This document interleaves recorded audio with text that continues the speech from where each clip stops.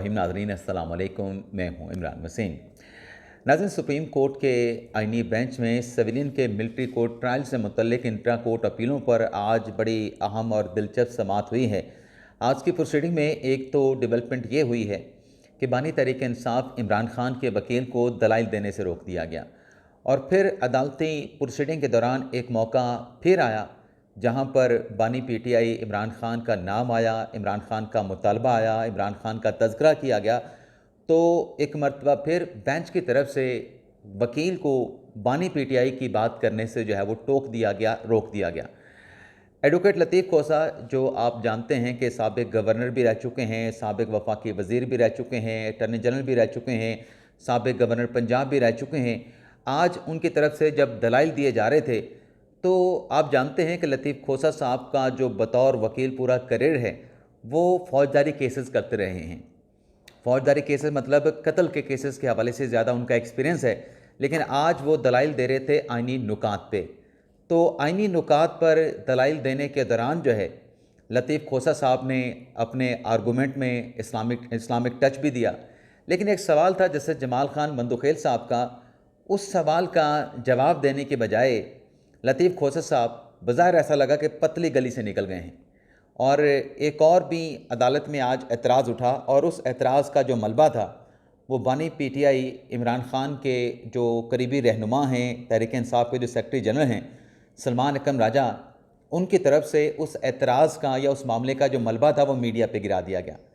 तो आज के इस वीडियो लॉग में सुप्रीम कोर्ट में होने वाली इस अहम समाअत का अहवाल आपके साथ हम शेयर करेंगे, लेकिन सबसे पहले आपसे चैनल सब्सक्रिप्शन की दरख्वास्त करेंगे कि चैनल को सब्सक्राइब कर लें, बेल आइकॉन का बटन प्रेस करें। वीडियो अगर आपको पसंद आए तो इसे लाइक भी करें और शेयर भी करें। और माजरत के साथ अपने प्रोग्राम का आगाज़ करूँगा, और माजरत इस बात पे करनी है कि आज हमारा जो इंट्रो है, जो इब्तिदाइया है, वो कोई 30-40 सेकंड जो है वो थोड़ा सा प्रोलॉन्ग हो गया, तो इस पर मैं आप तमाम देखने वालों से माजरत खा हूँ। आज के नाज़रीन, जब अदालती कार्रवाई का आगाज़ हुआ तो हम आपको पहले ही अपने एक वीडियो लॉग में बता चुके थे कि बानी पीटीआई इमरान खान के जो वकील हैं उज़ैर करामत भंडारी, उनकी जानिब से आज दलाइल का आगाज़ किया जाएगा और उनके दलाइल बड़े दिलचस्प होंगे। लेकिन आज नाज़रीन, जब अदालती प्रोसीडिंग का आगाज़ हुआ तो एडवोकेट एतजाज़ एहसन साहब, एडवोकेट लतीफ़ खोसा साहब और सलमान अकरम राजा साहब जब वो रोस्टरम पे खड़े हो गए। सबसे पहले बात की लतीफ़ खोसा साहब ने कि आज दलाइल का आगाज़ करना है।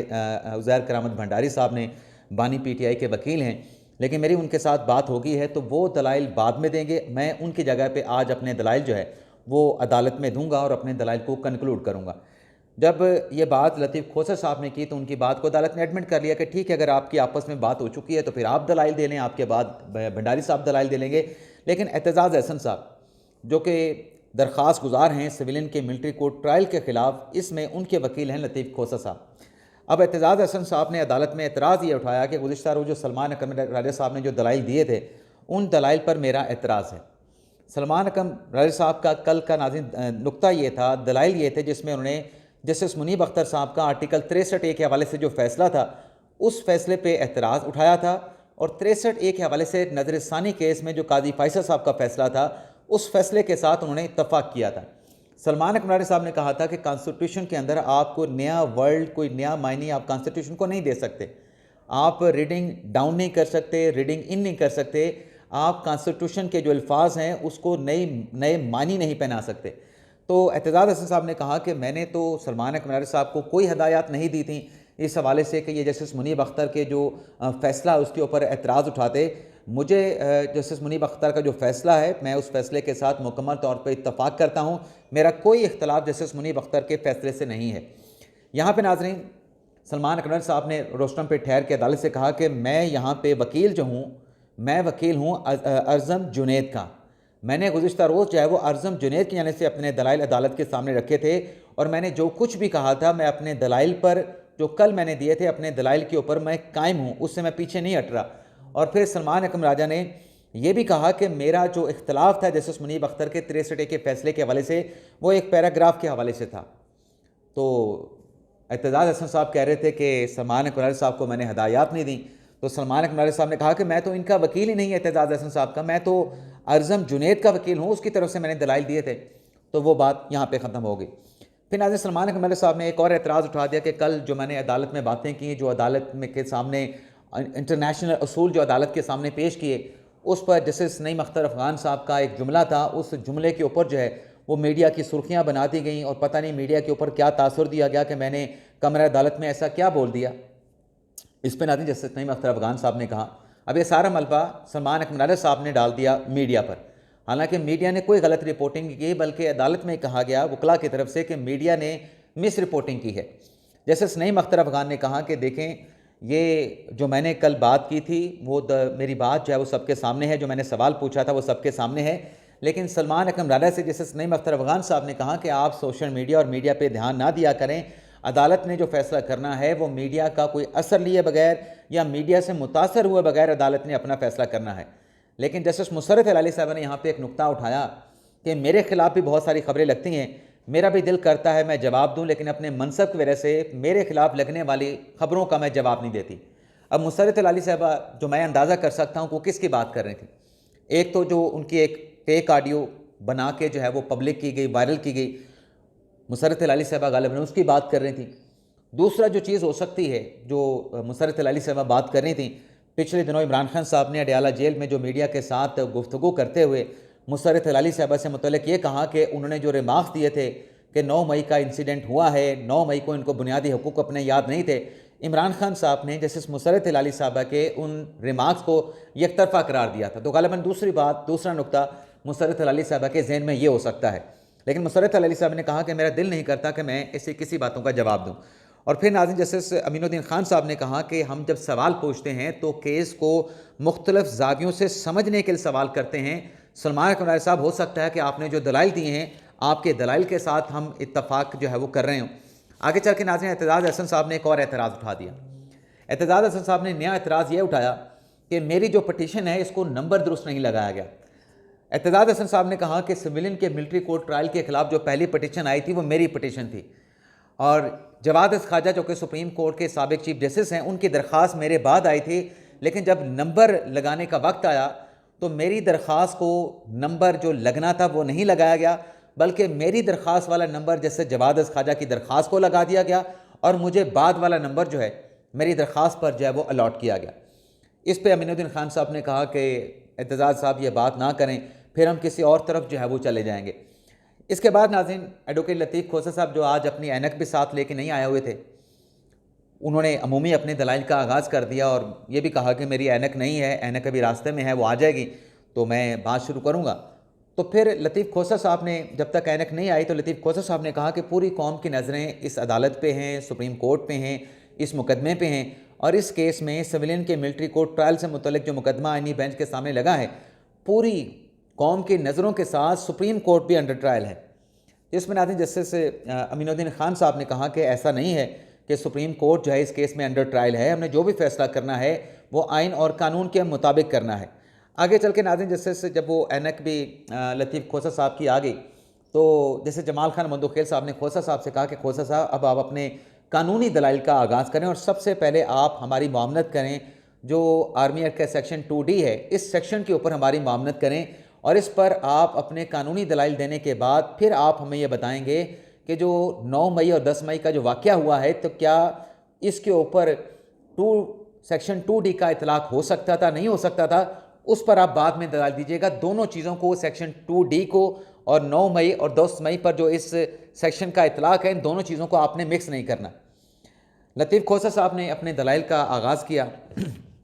और दलाइल का आगाज़ खोसा साहब ने किया इस्लामिक टच के साथ। इस्लामी तालीमात का हवाला दिया, माजी के हज़रत उमर के दौर के मामलात का हवाला दिया गया। तो फिर आगे चल के लतीफ़ खोसा साहब ने कहा कि देखें कि 1967 में ये जो सेक्शन 2D है इसे कॉन्स्टिट्यूशन ऑफ पाकिस्तान में जो है वो शामिल किया गया था।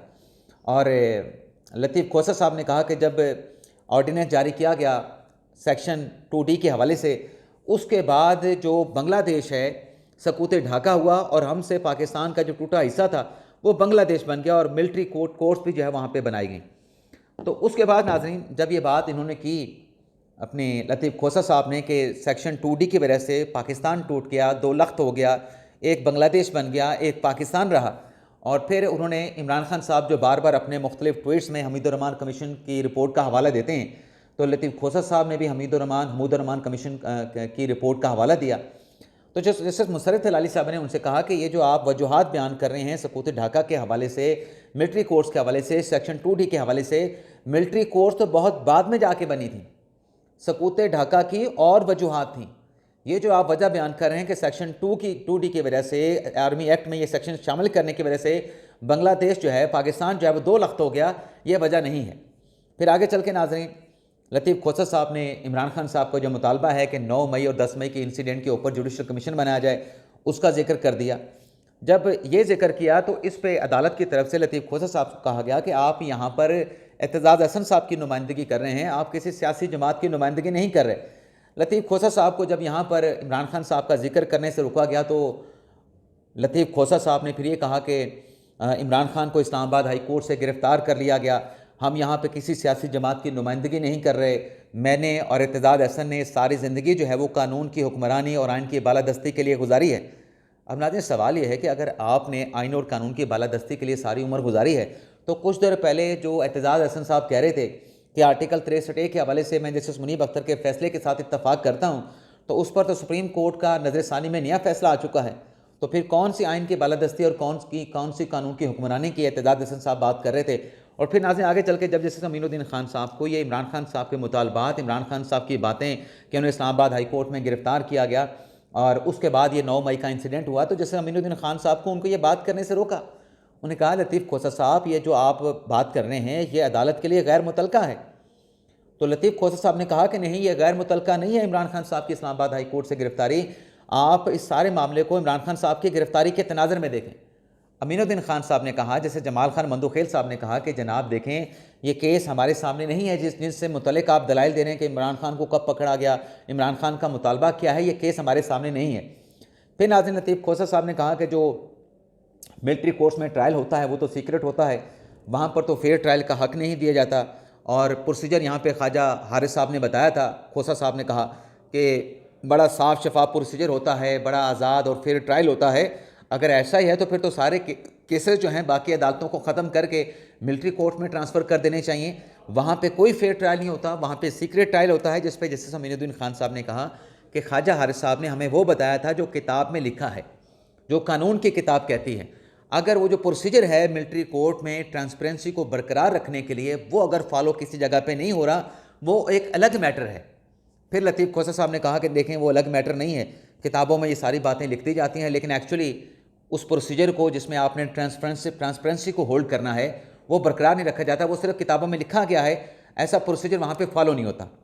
फिर नाज़रीन आगे चल के जैसे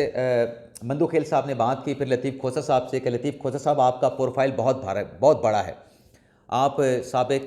गवर्नर भी रह चुके हैं, आप वज़ीर कानून भी रह चुके हैं, आप अटॉर्नी जनरल भी रह चुके हैं, आप और भी ओहदों पे रह चुके हैं, आप सेनेटर भी रह चुके हैं। आप जो सेक्शन 2D के ऊपर सवालात उठा रहे हैं, आप कह रहे हैं कि ये अन इस्लामिक है, ये कॉन्स्टिट्यूशन के भी मुनाफी है, तो आप ये बता दें कि आप इतने ओहदों पे रहे हैं,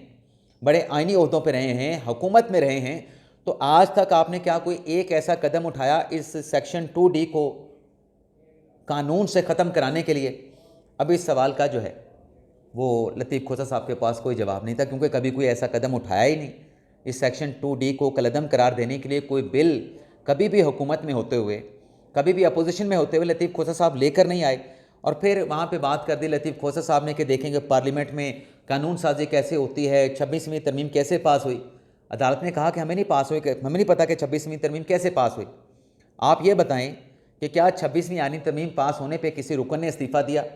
तो लतीफ़ खोसर साहब ने अख्तर मैंगल साहब का नाम ले लिया कि अख्तर मैंगल ने इस्तीफ़ा दिया था। हालांकि अख्तर मैंगल साहब जो हैं 26वीं तरमीम के पास होने से, मंजूर होने से बहुत पहले किसी और झगड़े की वजह से, किसी और इख्तलाफ की वजह से, किसी और एतराज़ की वजह से वो कौमी असम्बली के रुकने से इस्तीफ़ा दे चुके थे। फिर नाज़रीन आगे चल के लतीफ़ खोसर साहब ने कहा कि आप इस केस में मिलिट्री कोर्ट में सिविलियन के ट्रायल के ख़िलाफ़ फ़ैसला दें, अवाम आपके साथ खड़ी होगी, अवाम आपकी शिदाई हो जाएगी, हम आपके फ़ैसले के ऊपर अमल दरामद करवाएंगे। तो अदालत की तरफ से कहा गया जो पहले 5 रुकनी बेंच ने फ़ैसला दिया, उस फैसले पर आपने कितना अमल दरामद करवा लिया, उस फैसले का क्या बना? फिर नाज़रीन लतीफ़ खोसर साहब ने कहा कि ये जो इनका आर्टिकल 175(3) है, इसकी खिलाफ वर्जी करके कोई कानून साजी या मुतवाज़ी अदालतें जो हैं उन्हें बनाई जा सकती। अगर आर्टिकल 175(3) के मुनाफी कोई कानून साजी हो तो वो कलअदम होती है। लतीफ़ खोसर ने कहा कि 21वीं तरमीम जो है वो 2 साल के लिए की गई थी। और अखबारात में आज मैंने ख़बर पढ़ी जो बलूचिस्तान में 7 पंजाब के लोगों को जो है वो बस से निकाल के कत्ल किया गया, उस खबर का लतीफ़ खोसा साहब ने हवाला दिया। और फिर लतीफ़ खोसा साहब ने, जो कि आइनी तरमीम में 18वीं तरमीम में शामिल थे